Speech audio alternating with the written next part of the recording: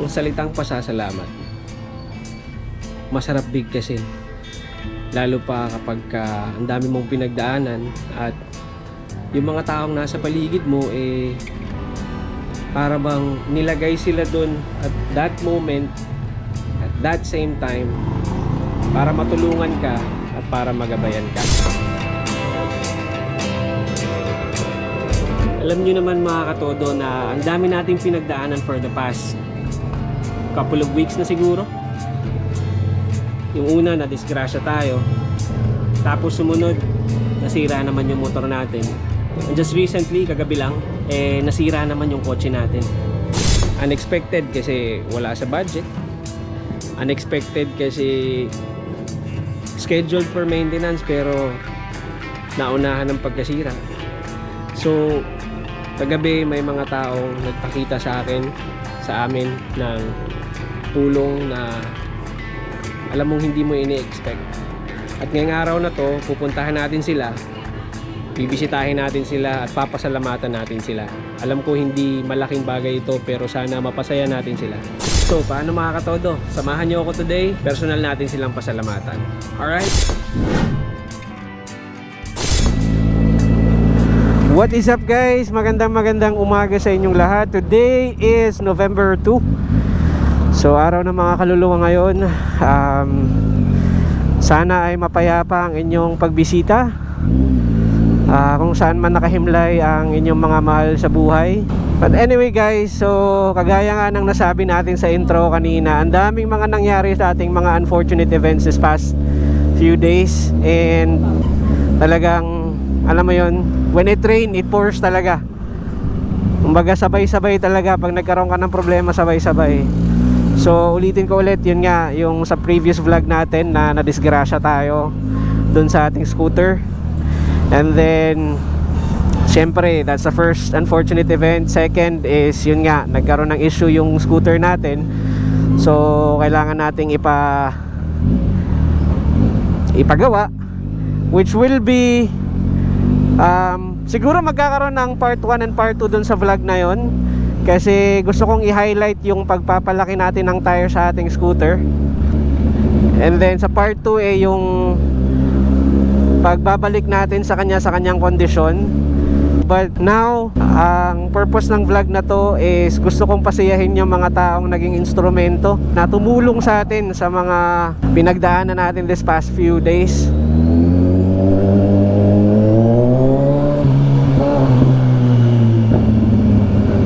Ang laking sobrang blessing na, alam mo yon, ang dami na nating pinagdadaanan, kahit nagsabay-sabay, talaga namang may mga tao talaga na ipinapadala ang Diyos para tulungan tayo. And honestly, hindi ako loyal sa kahit na anong brand ng gasolina, no?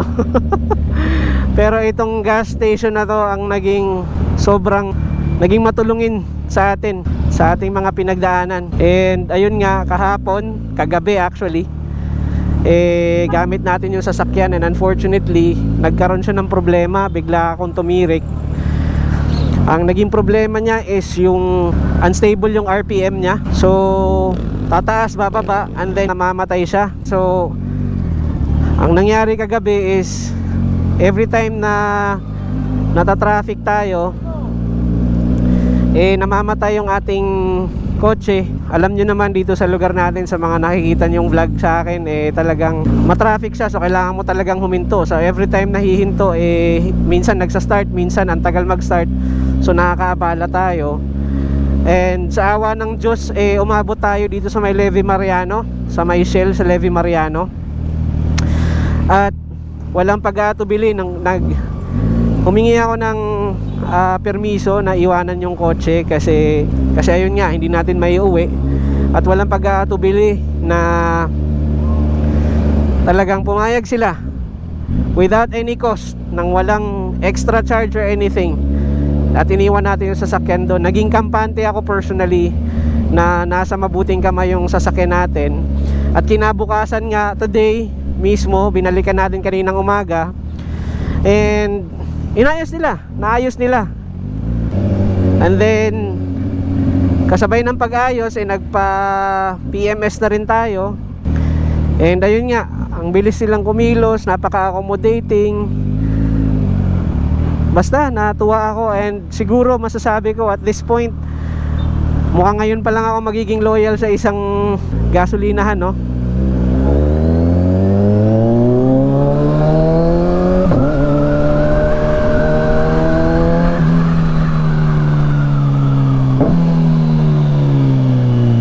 Naikwento ko sa kanila, gusto kong magpa-picture sa kanila, gusto ko silang pasalamatan in a small way at isali sa vlog natin, kasi alam ko hindi monetary ito, hindi pera, pero in my own little way na maipakita ko yung appreciation sa inyo, kayong lahat na nandyan sa Shell dito sa may Levy Mariano. Gagawan ko ng special vlog ito. So sobrang thank you sa inyong lahat.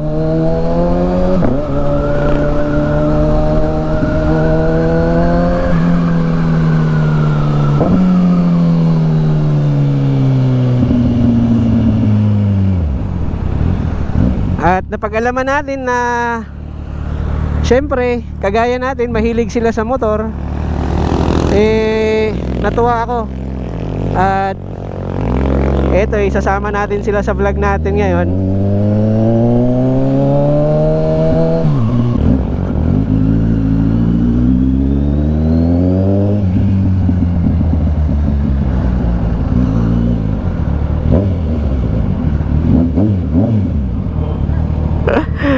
Ano?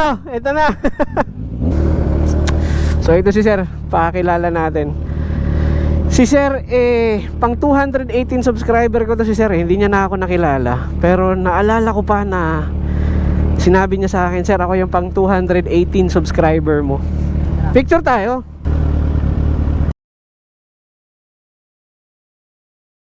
Akin na, picturean kita. Oo.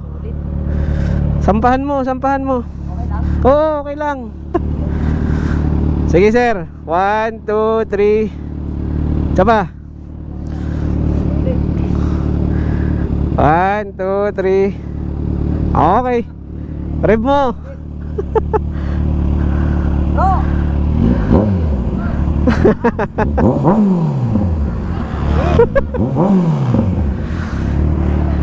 Sarap! Sir, ito yung aking sticker. Meron akong sticker. Lagay natin. Thank you so much. Sticker. Ito si Sir, oh. Sticker. Meron na daw. Ito Sir, dalawahin mo na. Thank you sa malaking bagay yung kaninang nakasave ako ng todo. So guys, si Sir Claudio po ng Shell dito sa may Levy Mariano. Talaga namang napaka solid nitong mga shout out sa kanilang lahat. Thank you so much Sir, thank you ah. Thank you. Paano? Kita tayo. Thank you. Thank you. Naalala ko nga Naalala ko nung nag-subscribe ka pang 218 nasa vlog. Sir, thank you so much ha. Maraming salamat, lalo na sa pagpapapark sa atin doon overnight. Okay na, hindi na ano. Okay na. Buti nga, dito mo dinala Dito kami umabot. Sa iba yun Sir, hindi lang yung check lang kung ano-ano check. Kaya nga Thank you so much Sir. Sobrang malaking bagay. Maraming salamat sa inyo. Thank you Sir. Thank you. Thank you po. So ayun guys, once again maraming salamat Sir Marvin, Sir Jubel, Sir Claudio. Nakita ko pa kanina si Sir BB Boy. Nakita ko pa kanina yung sa mga tropa natin na hindi na natin na shout out. Sana nakita kayo sa ating vlog. Maraming salamat sa inyo guys. Sobrang maraming salamat. And sobrang saya ko ngayon kasi apart from hindi tayo sobrang napagastos, nakakita tayo ng mga kaibigan, mga katropa. Nakita nyo naman kung gaano sila ka-accommodating sa atin. Hindi dahil sa naka big bike tayo Hindi ako naka big bike kanina mga katodo. Talagang ganun na sila. Nung pagdating namin kaninang umaga, 6:30 pa lang in-accommodate agad kami. Pagkadating namin, lumapit agad yun si Sir Jubel. Kinumusta sir, anong problema? Na-i-endorse ata ni Sir Mark Hill.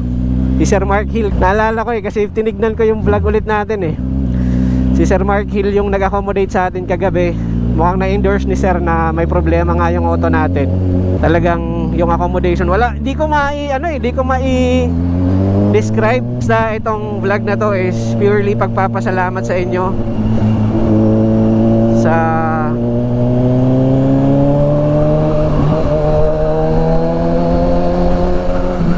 laki ng tulong na ibinigay niyo sa amin. Maraming salamat sa inyo. Ito lang talaga ang totoong patunay na kahit na sa anumang problema alam mo yun, may mga taong ipapadala ang Diyos sa'yo na naaalalay sa'yo. At ayun na nga, ito na nga. At malaking manifestation yun. And kay Sir Marvin na nag-share sa atin ng kanyang passion sa pagmumotor. Sir, patuloy mo lang yan. Nag-usap kasi kami kanina ni Sir Marvin at sinabi niyang may Raider siya na bagong bili. So, congratulations sa'yo, Sir.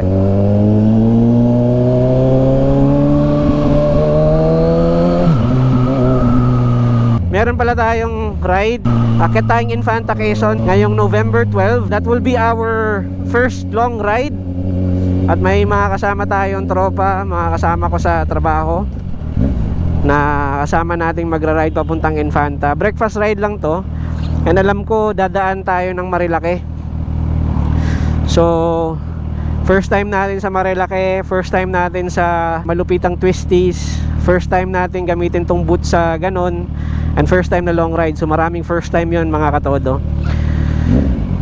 Sana samahan nyo ako and isi-share ko rin yung ride na yan sa ating YouTube channel, sa Facebook, and probably sa TikTok din. So dapat lumabas-labas ako kahit papano. Pero ayun nga, dahil nga sa mga unfortunate events na nangyari sa atin, na focus yung attention natin ngayong holiday doon sa pagpapagawa ng mga problema natin sa ating scooter and then doon sa ating kotse. And so far, awa ng Diyos, okay na lahat. So all good na. Alright guys, nandito tayo sa ating tambayan at balik ako mamaya. Alright, thank you so much Krispy Kreme, ang ating tambayan. Ang ating sponsor ng kape na galing sa sarili nating bulsa. So thank you. Yun lang naman yung sadya natin, kumuha tayo ng donut. Alright, so guys, ang aim nitong vlog na to ay magpasalamat. So once again, maraming salamat sa mga tropa natin sa Shell Levi Mariano. And of course, sa inyo mga katodo, thank you so much sa inyong suporta. Thank you so much sa pagmamahal sa ating mumunting channel. Sobrang na-appreciate ko ang mga komento nyo, likes, and pag-subscribe din nyo. So thank you so much guys. Alright, so hanggang dito na lang tayo mga katodo. Maraming salamat sa pagsubaybay. Don't forget to like, share, comment, and of course subscribe to our YouTube channel. Ring mo na rin yung notification bell para updated ka sa lahat ng videos natin. And once again, Shell Levi Mariano, sa lahat ng mga staff nyo, gasoline boys, supervisors, mechanic, lahat, thank you so much sa inyong lahat. And always remember mga katodo, sa lahat ng ating mga pangarap, sipagan natin, kilusin natin at itodo natin. Peace out guys. Brr.